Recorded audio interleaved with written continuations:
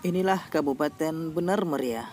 Kabupaten Benar Meriah merupakan hasil pemekaran dari Kabupaten Aceh Tengah dengan jumlah penduduk kurang lebih 115.000 jiwa yang tersebar di 10 kecamatan.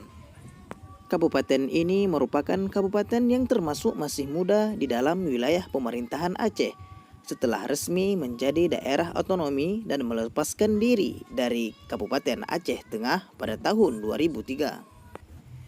Terbentuknya Kabupaten Benar Meriah sebagai daerah otonom dan ditetapkan menjadi kabupaten baru merupakan langkah awal untuk memulai percepatan pembangunan menuju masyarakat yang lebih sejahtera. Kabupaten ini berdasarkan letak geografis dan kondisi alamnya memang bukan hal baru lagi bahwa wilayah yang seluruhnya berada di kawasan pegunungan. Mayoritas penduduknya beretnis Gayo dan penduduknya masih mengandalkan sektor pertanian sebagai mata pencaharian utama.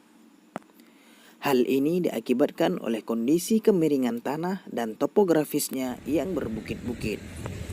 Lahan-lahan ini kemudian sebagian dipergunakan sebagai lokasi pertanian seperti kacang tanah, wortel, bawang, cabai, coklat, vanila, dan lain-lain sebagainya. Sementara di sektor perkebunan, kopi merupakan komoditi unggulan di samping komoditi pendukung lainnya seperti kentang, wortel, dan lain sebagainya.